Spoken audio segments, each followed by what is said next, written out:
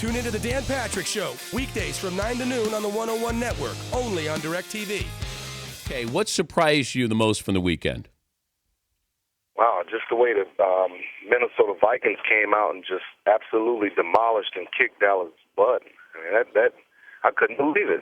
Who gets the heat in Dallas after that loss? Probably going to have to say everybody at this point, but, I mean, obviously it falls on the head coach. I mean, to have those guys playing so well for about a month and come out there in a pressure situation, everyone thinking that Dallas is basically going to at least be competitive and come out there and play the way they play was just absolutely inexcusable. Keith Brookings said that the Vikings ran up the score. You got a problem with them throwing late in the game like they did? Tell Keith Brookings to stop. I mean, why do people get mad at that? I mean, the game is, you have to score points. And what is this friendly stuff about, okay, we're up by 21 points or 28 points, we're not going to score because we don't want you to feel bad. I want to make you feel bad. I want to kick your butt. I want to embarrass you. That's the whole thing about playing football. That's what it's about. Yeah, that was the way I felt. If it's college, it's one thing, but in the pros, you're a paid professional. And Favre said, "Look, anybody who knows me knows I'm not running up the score." But I was surprised that was his response after a game like that. Instead of looking at yourself and your team, the Vikings they ran the score up on us. Oh man, shut up and just go play football. I mean, that is the most ridiculous thing I've ever heard. I mean, guys complaining about that. If you don't want them to run the score up, go out there and stop them. Let me ask. Okay, I mean, it's crazy, man. Kurt Warner yesterday, and now I don't know what's going to happen if he's going to retire or not. There was a play on an interception where he got popped by Bobby McRae. If the what is the defensive strategy if there's an interception of the quarterback who's you purposely go after the quarterback if he's anywhere near the play? I never purposely go after the quarterback, but if he's trying to attempt to make the tackle and stop our guy from returning the ball, he needs to get punished. I don't care if it's Kurt Warner, Tom Brady, Peyton Manning. I don't care who it is. I mean, once you throw that interception, once it's a turnover, you're fair game. But if it's the quarterback, there's a little bit extra added to that.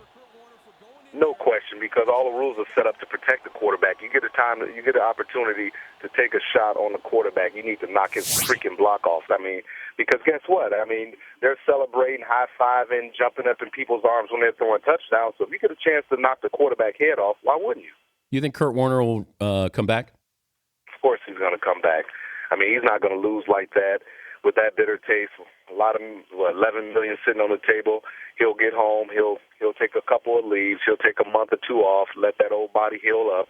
He's been playing phenomenal football. He'll come back, make the money, and lead them to the playoffs again. He's Rodney Harrison from Football Night in America, the former Charger, former Patriot, joining us to the Dan Patrick Show. Were you rooting for the Chargers yesterday? You know what?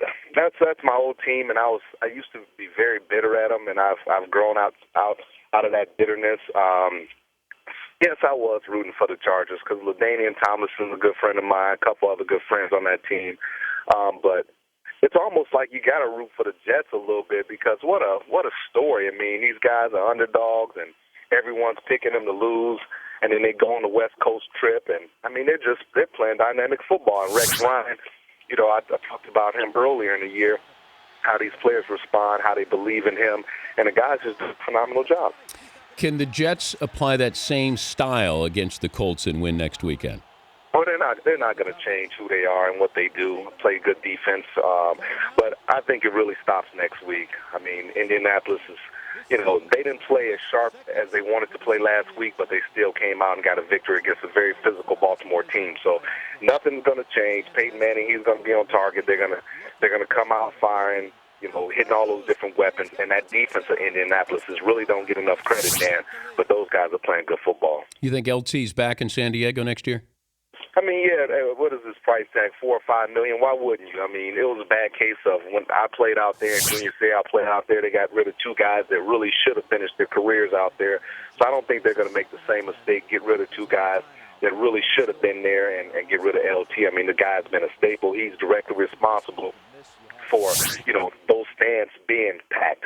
Before it was Phillip Rivers' team, it was LaDainian Tomlinson's team, and no one had really an interest in San Diego until LaDainian Tomlinson came and started putting up all those record-breaking numbers.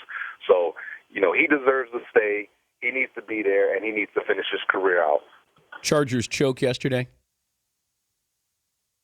I mean, 11 in a row. I mean, what do you think? At home on the West Coast, I mean, you would have to say so. I mean, it's disappointing, but you can't lose to the Jets at home after winning all those games. You just can't do that, Dan. Who do you like in the NFC? I like the Saints still. I like the Saints. It's as crazy as it may sound. Minnesota 1 week, they're blowing people out. Next week they lose to Arizona, getting blown out by Arizona. Who knows? I mean, but right now I'm liking the Saints. How explosive was Reggie Bush yesterday, and where has that been, Rodney? I don't know, man. This I'm telling you, I'm gonna sum it up by one word. This league and the players in this league have been this year inconsistent. I'm looking at this guy. I'm like, man, where has this been? I mean, when he took off on a couple of those touchdowns, I'm screaming and yelling at the TV. I'm like, this is Reggie Bush. This is what everyone's been waiting for. But I don't know. I don't know if it's a bad fit in New Orleans, but he needs to get on the field more to really show. I mean, they're paying the guy a lot of money. He needs to get on the field to show exactly what he can do, and he needs to play more consistent like this. I think he runs in a tentative way that he was so confident at USC, I just don't think he knows how great he can be in the NFL or what his strengths and weaknesses are. But the problem is a lot of times, even with a great player and having this type of ability, when coaches are not putting you in consistently, and you're sitting on the sideline and you're used to being a man, you start questioning yourself, you start losing confidence, and that's what it seems like he's doing. When he gets in the game, it's a play here, a play there. As a football player, you cannot find your groove like that. He's a guy, not saying that he has to come in and play 65 plays a game, but you got to get him in at least two-thirds of the plays. Did you see Deion's interview with Darrelle Revis? Not at all. Okay, Deion says 2 words or less when I call out a name, what you think. Revis says, he's asked T.O. Revis says slouch. Randy Moss, probably say slouch too. Chad Ochocinco, competitor. Steve Smith, competitor. Andre Johnson, beast. What do you think? Wow, I mean, he's playing against the guys. I mean, the guy right now, I mean, you can't doubt him. I mean, he's shut everyone down. I mean, he's the best out there. He's the best in the world. But are you surprised that he would label Moss a slouch? Well, a lot of people label Moss as a slouch. If you haven't been around Randy Moss and you don't see his work ethic in practice and what he brings, the consistency in the weight room, I was actually surprised when I came in and I saw this guy lifting weights and the attention to detail. Randy Moss is a very, very intelligent young man. And, everyone sees him on interviews with the glasses and maybe the braids and stuff like that. They don't really give him credit, but he's a very, very smart guy, and he works his butt off.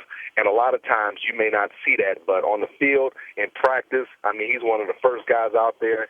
Yes, he talks and jokes and has a good time, but everyone does. But the guy's a professional, Dan. And if he wasn't, I would tell you different. But the guy, from what I've seen, it's kind of surprising that he would say that because the guy, he's truly a professional. I told you that you would be a Hall of Famer one day, and that's going to happen here soon. Your high school, Marian Catholic, is going to put you in the Hall of Fame. So I lived up to my end of the bargain. Don't screw it up.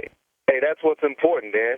Marian Catholic Hall of Fame. At least I'm getting someone's Hall of Fame. Yeah. I mean, I don't know if you ever get into Canton, but I got you into your high school Hall of Fame. So, I hope that's a great honor for you, and you think of me. Well, you know what, Dan? I wouldn't trade in my Super Bowl rings for a Hall of Fame any day. So You wouldn't? Heck, no way. So if I said I can put you in the Pro Football Hall of Fame, but it's going to cost you your Super Bowl rings.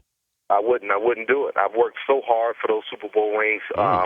So many different guys with so many different makeups, coming from so many different walks of life, sacrifices that we had to make, the grind. That's more important to me, achieving that goal and accomplishment as opposed to what I've done individually. My numbers stack up against anybody's numbers across the league in terms of other guys that supposedly should be in the Hall of Fame or in the Hall of Fame overall. So it really doesn't matter. It's a bunch of people saying, okay, I like Rodney Harrison, I don't like Rodney Harrison. Should we put him in the Hall of Fame or not? It doesn't matter. The one thing you can't take away is my Super Bowl rings. We've earned that, and I have them in my safe at home.